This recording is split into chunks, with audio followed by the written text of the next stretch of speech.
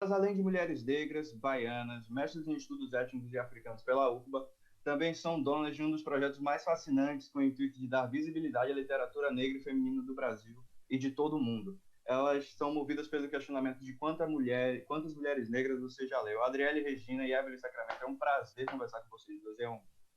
É uma honra, com certeza, ter vocês conosco e com o nosso projeto. Eu fico muito feliz de ser convidada, principalmente porque eu fui aluna SESI, então, Uhum. né, existe um negocinho assim que fica, o coração fica batendo forte.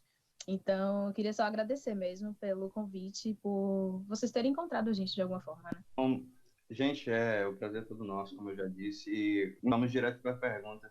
Assim, é diretamente e exatamente por esse questionamento que daremos início à nossa entrevista. De onde surgiu essa inquietação a respeito da visibilidade das mulheres negras e das autoras negras propriamente dita? O projeto surge com um intuito muito particular nosso, né? Porque Uhum. a gente ingressou no mestrado em 2016, e aí naquele processo de pensar o projeto, né, de começar a adentrar na pesquisa, a gente tinha uma certa dificuldade, não uma dificuldade, né, mas uma certa intransigência com relação ao que a academia propunha para a gente. Uhum. Porque a gente estava ali falando sobre questões raciais num programa que, teoricamente, era para pensar nisso, né? A gente entrou com a ideia de que o programa seria professores negros, seria uma temática completamente, não completamente, mas muito se debruçando nisso, mas era uma coisa muito nova Sim. no programa. E aí, para a gente, com várias inquietações, né? E era algo que instigava. E aí, por outro lado, tinha a nossa relação muito antiga com a literatura. Nós fomos crianças que leram muito, adolescentes que leram muito. Uhum. E quando chegou na graduação, isso foi meio que se. Esse costume, esse hábito foi se perdendo, porque a gente foi dando lugar a, aos livros teóricos, à academia, a todo o processo, todas as demandas que a academia pede que a gente cumpra. Então, meio que esse hábito que é tão importante, que era tão importante, tão bacana nas nossas vidas, foi se Uhum. perdendo aos poucos. E Sim. aí chegou um momento que a gente não lia, né? E aí, juntando todas essas questões, juntando todas essas, não sei, essas inquietações, né? A Uhum. gente deu início ao projeto com o intuito de ler mulheres negras. De Uhum. ler mulheres negras. Seria um clube do livro que a gente ia estar lendo mulheres negras, Sim. por assim dizer. Só que aí o projeto ele foi ganhando. Ele foi, como a Adriele fala, né? A menina, né, a criança, foi crescendo e foi demandando outras coisas. Uhum. Porque a gente percebeu que existia um vazio, né, de representatividade na literatura. E aí as pessoas buscavam a gente, a Adriana pode contar até melhor sobre isso, buscavam lendo nessa perspectiva de ler mulheres negras e se encontrar nisso. Uhum. Ela pode falar da experiência, hein, amiga, do nosso primeiro encontro, que foi assim, fantástico assim, pra Sim, gente. nosso, nosso primeiro encontro, a gente lançou a página, a gente fez 1 ano, inclusive, essa semana, ou 4 anos, 4 anos. inclusive, essa semana, de lançamento da página. Então, a gente lançou a ideia no mundo. Uhum. E até aí tava tudo bem. Só que, tipo, 1 semana, 1.000 seguidores. Aí eu ficava, gente, tá acontecendo alguma coisa aqui que eu não tô entendendo. É, E aí, na nossa cabeça, era um clube do livro voltado para as pessoas que estavam na nossa turma do mestrado. Então, tipo, a gente fazia, gente, se alguém vier de fora, tudo bem, mas a galera aqui que tá aqui com a gente, né, na aula, vai colar, vai ser massa, assim.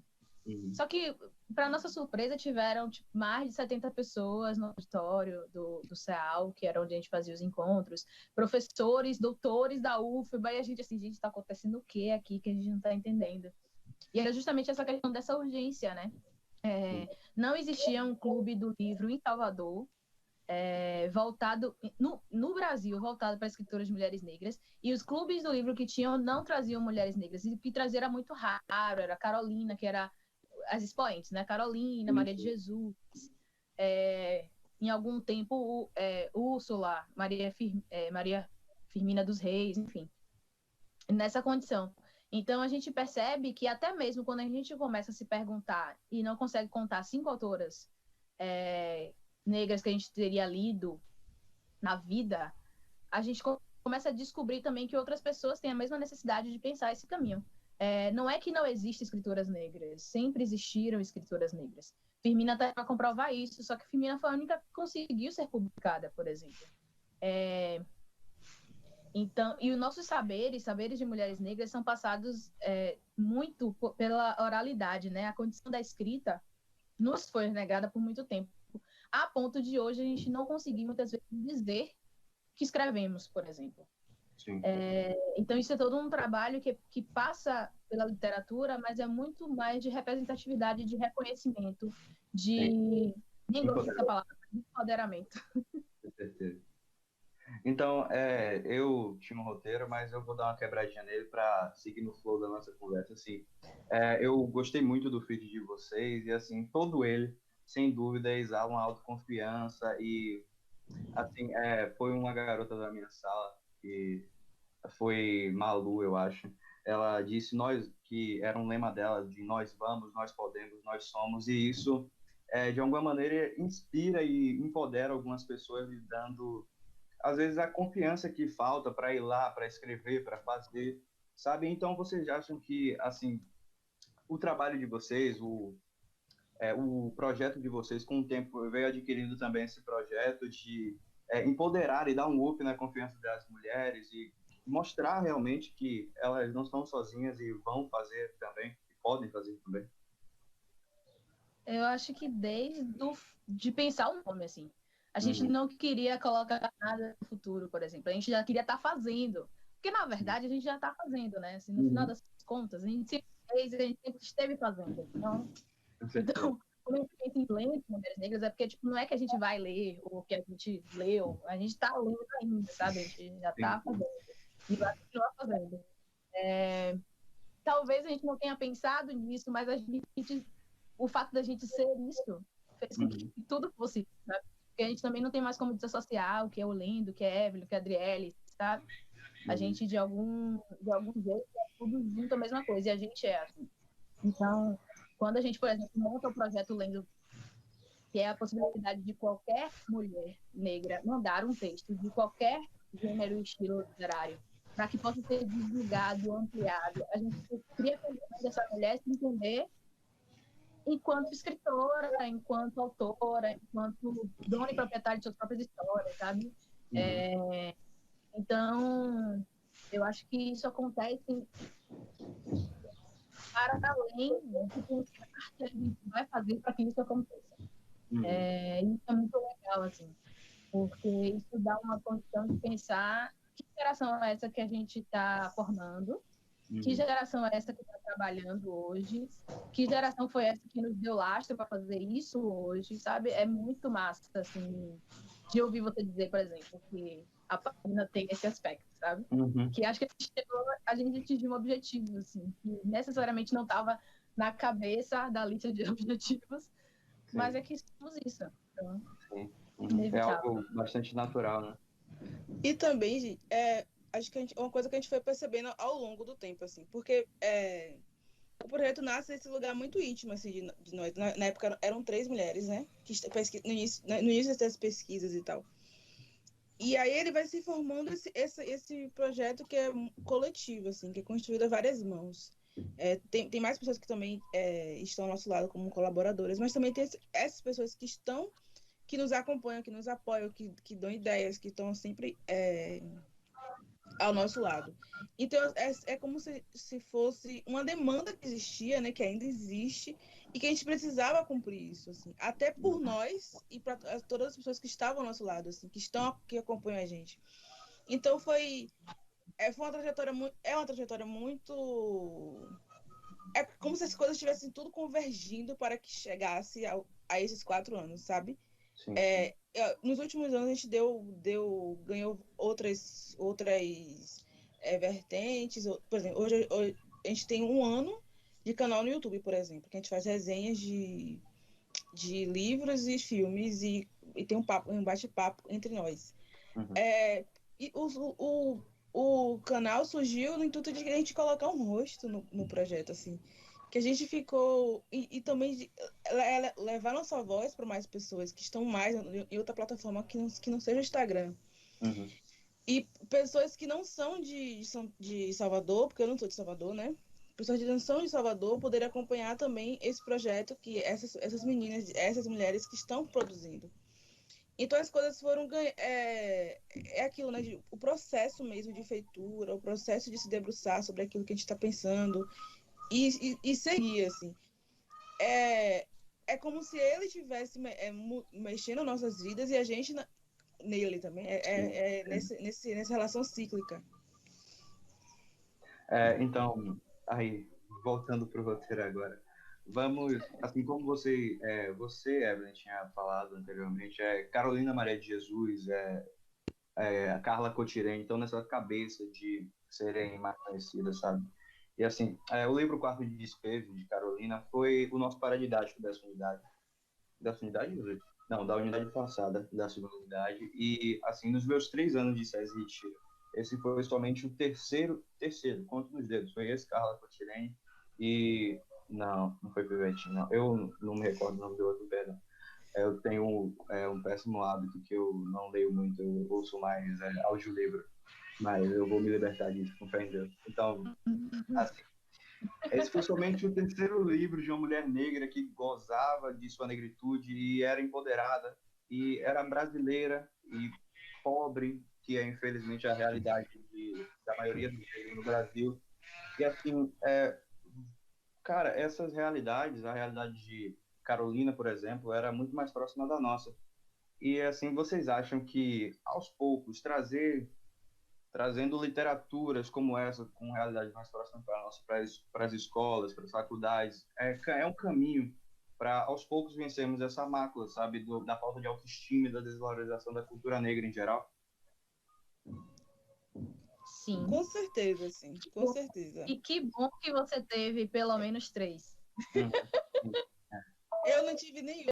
Eu também não. Eu não tive nenhuma. Só para pensar, né? A minha sorte é que, apesar de não ter tido nenhuma, eu tinha professores incríveis no SESI que falavam muito sobre gênero e raça. Então, isso me fez pensar caminhos depois, né? Posteriormente. Mas é muito importante você ler autoras e autores negros, porque lhe dá outra dimensão de vida. Tanto eu quanto a Evelyn sempre fomos muito leitoras, né? Desde sempre, a vida inteira, enfim. O lugar de uma criança preta que quer extrapolar o mundo sempre vai ser a biblioteca. Uhum. E nesse caminho,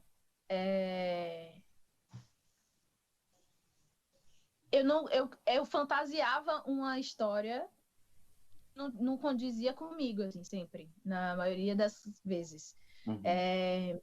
Então, quando eu comecei a ler Mulheres Negras, especificamente por conta do projeto, assim, porque eu era eu sou uma das fundadoras que menos tinha lido. Acho que eu não tinha lido ninguém, nem Carolina, assim. Quando a gente começou o projeto, foi me dar uma outra dimensão de quem eu sou, inclusive. Então, tudo mudou a partir de começar a ler Mulheres Negras. Então, se essa condição, se isso é uma condição minha, somente, e a gente entende populações negras como comunidade, ainda que com todas as suas subjetividades, muito provavelmente que muitas outras pessoas têm a mesma experiência que eu. Porque a gente vive num mundo em que tem toda uma estrutura voltada para você pensar condições de existência de pessoas brancas do norte global, mas nunca de pessoas negras do sul global. Nunca a base da pirâmide, né? Então, você sempre almeja ser princesa da Disney, geralmente. Mas nunca você almeja ser Teresa de Benguela, que foi uma mulher fantástica, extraordinária, sabe? Que administrou o quilombo. Então, assim, por que isso? Com toda essa estrutura. Então, quando você começa a ler, se reconhecer, se entender sentimentos, sabe? Entender sensações, que só as escritas de mulheres negras traz para pessoas negras, Uhum. é isso. É mais que importante. Então, que bom que você pelo menos teve Empoderador. 3. Uhum. O nosso processo, Então, assim, falando de uma geração a mais, né? Mais um tempinho atrás, assim, a gente tem um esvaziamento disso, né? A gente vem de esvaziamento disso. Então, a escola não estava tratando isso. Ainda é pouco, ainda é pouco, assim, esse processo. Mas, assim, na minha época, assim, de estudante, falar sobre cotas raciais era, assim, algo, tipo, impossível, assim. Estudando a escola gente não é nem tão particular, velha assim. Só né? focando. Não, mas assim, as cotas são o quê? De 2012, né? Sim. Naquele momento ali, falar sobre cotas raciais era, assim, algo impossível. Estando em colégio particular, estando com professores brancos, estando com a maioria de colegas brancos, isso era uma coisa muito particular da família, né? Não era algo assim que a escola tinha esse intuito.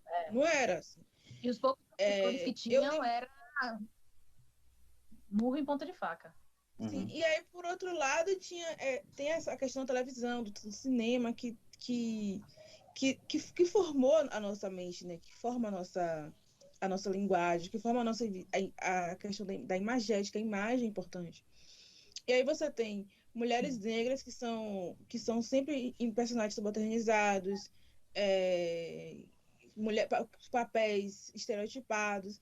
Então, qual a visão de nós? Invisibilizadas. Então, assim, por um lado existe, né, essa invisibilização, que não tem, não tem diretora, não tem roteirista, não tem pessoas nesse lugar. Fotógrafa. De lugares importantes na questão audiovisual, na propaganda e tudo. Né? Isso estou falando de propaganda, de cinema, de televisão, dessas imagens que a gente consome o tempo todo. E por outro lado tem invisibilidade, e por outro lado tem a presença marginalizada, né? Então, imagine essas mulheres, né, se formando dentro desse contexto tão racista, tão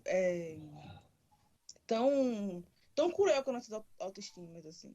Então, procurar uma outra forma de lidar com isso, outra forma de visualizar isso, de trazer isso para as pesquisas. Eu pesquiso sobre questões raciais desde a minha graduação.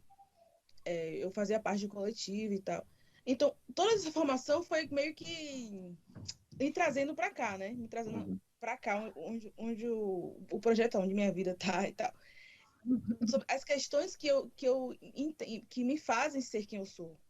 É mais ou menos isso. E aí, por que eu vou colocar isso só na perspectiva só minha, né? Só eu pensar sobre isso? Não, gente, eu tenho que pensar, eu tenho que levar isso para minha comunidade, para as pessoas que acompanham, porque é uma forma que a gente, daqui do coletivo, do projeto, vai fazer com que a gente transforme o meio que a gente vai. A gente, ao longo dos anos, a gente vem percebendo que, a partir do projeto, outras coisas começaram a surgir a partir dele. As editoras começaram a olhar para a produção de mulheres negras, mesmo que sejam mulheres negras de outros países, mas enfim, outros coletivos surgiram. Então, todo um processo que a gente tem que entender também, que parte do nosso. E aí a gente não vai ficar, né, nesse negócio, tipo, não foi a gente que pensou nisso. Não, a gente pensou mesmo. A gente botou para frente uma ideia. E que bom que outras seguiram, né? Outras começaram a surgir. Que bom que a gente começou a ver escritoras negras sendo reconhecidas. E aí, por exemplo, lendo vocês que a Adriele citou, que é um projeto lindo que a gente começou em 2018, que é essa possibilidade, né, de escritoras negras divulgarem seus trabalhos, é muito nesse intuito, né, de colocar mais em prática aquilo que a gente já pensa, como uma forma de transformação de tudo. O feedback que a gente recebe dessas mulheres, dessa galera que publica com a gente é lindo, é algo, sabe, que para a posteridade mesmo. Entendo. E é maravilhoso, como você falou da questão das cotas, esse crescimento exponencial que vem crescendo e se duplicando a cada dia, que assim, teve uma barreira, assim, criaram uma barragem que não deixaram a nossa cultura e a nossa gente, as pessoas da nossa etnia evoluírem. E é impressionante como criaram, como começaram, inicialmente com a política de cotas, começaram a dar essa oportunidade, como a gente cresceu e criou essa identidade que nós somos dignos de fazer também, sabe? Isso. Mas agora, voltando para o nosso tema, o nosso tema da afinidade que a gente escolheu para nós falar é empoderamento através da escrita. E como vocês são a escrita em geral. É uma forma de expressar várias coisas, sentimentos, pensamentos, opiniões, que a gente escrevendo cada vez mais cedo e moldando o seu caráter, a sua forma de vida, de como encarar a vida através da escrita. E, assim, eu queria que vocês dessem um bate-bola rápido aí de como a escrita influenciou nas pessoas que vocês são hoje. O que é a escrita, qual o papel da escrita nisso? Tem que ser rápido. Todo. Tem que ser rápido, né? Todo. Porque, assim, como eu tinha dito anteriormente, uma criança preta, o que a criança preta faz, né? Todos os desmandos do mundo, ela cria formas de existência. Para mim, escrever sempre... Eu tenho 300 mil cadernos. Mas eu não consigo dizer ainda que sou escritora. Quem sabe um dia, talvez. Mas eu sempre escrevi muito. E o lugar do mestrado, esse lugar também, minha dissertação é gigante. Assim. Por conta disso, eu sempre escrevi muito, sempre tive muita coisa para falar, sem falar. Né? E aí a escrita sempre foi o meu lugar de refúgio, a escrita e a literatura. Então, ela tem muito do que eu sou. Hoje eu sou colunista de revista, enfim. Eu escrevo nas redes sociais algumas coisinhas justamente por conta disso, né? É um lugar que eu me sinto confortável de poder estar. Então, a escrita tem todo o mérito por eu ser quem sou hoje, e a literatura também, não vou negar. Acho que para mim, eu posso falando assim, né, como a Adriana fala, tem uma criança negra, e aí no meu sentido, nós dois somos também filhas únicas, e aí tinha muito essa questão de encontrar um consolo, um companheiro, né? Algo para refletir sobre a vida, sobre as nossas angústias, as questões. Então, a literatura, nossos cadernos...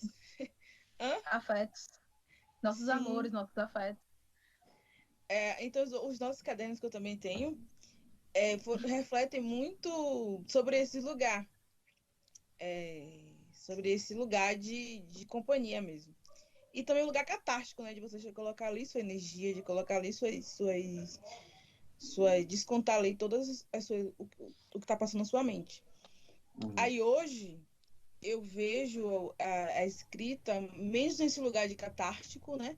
Mas pensar que leva o sentimento, mas também leva pensando naquilo que eu vou escrever para o mundo, assim, né? Escrever para que outras pessoas leiam.